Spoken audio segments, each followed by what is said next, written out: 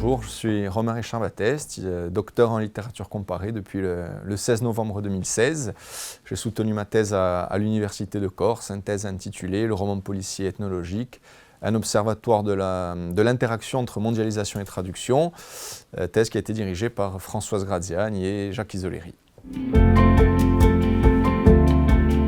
Dans le genre policier ethnologique, la critique associe systématiquement le nom d'Arthur Upfield, un auteur anglo-australien, et le nom de Tony Hillerman, un auteur américain. Alors, la particularité de ces textes tient au fait que les intrigues se déroulent dans des cultures dominées, les Indiens Navajo pour Hillerman et les aborigènes australiens pour Upfield. Le roman policier, par nature, c'est un miroir des préoccupations sociales. À l'heure de la mondialisation, on a tout un tas de microcultures ou d'identités qui se sentent menacées par la globalisation.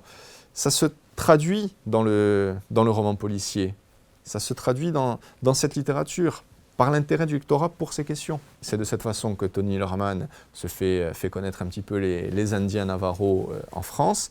Et de cette façon, presque par un phénomène d'aspiration, les textes d'Arthur Upfield, qui datent, eux, du début du XXe siècle, sont eux aussi traduits à partir de cette période, à partir des années 90. Le genre appelle la traduction. La fonction ethnologique, elle appelle la traduction. On pourrait dire que ces romans sont presque destinés à être traduits, sont écrits pour être traduits, sont écrits pour l'autre. En fait, ce genre policier ethnologique implique une autre approche de la part du traducteur. On n'est pas dans la recherche de l'équivalence absolue, mais on est vraiment dans le cadre d'une transmission d'une culture à une autre.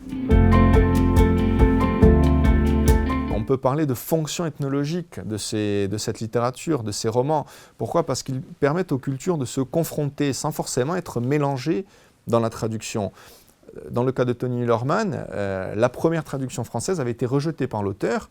Pourquoi ? Parce que la première traductrice avait effacé la culture indienne.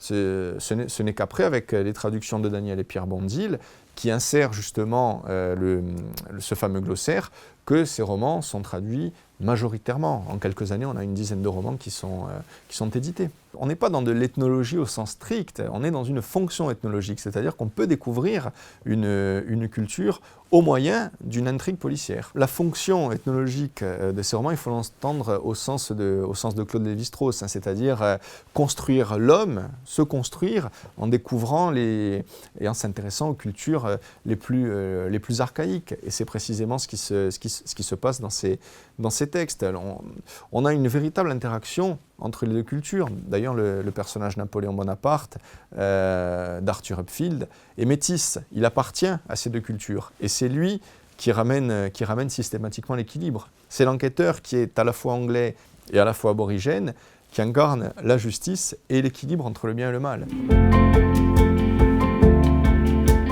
On peut remarquer que la traduction de ces textes appelle une approche particulière de la part du traducteur, approche que j'ai proposé de nommer translatio exotique.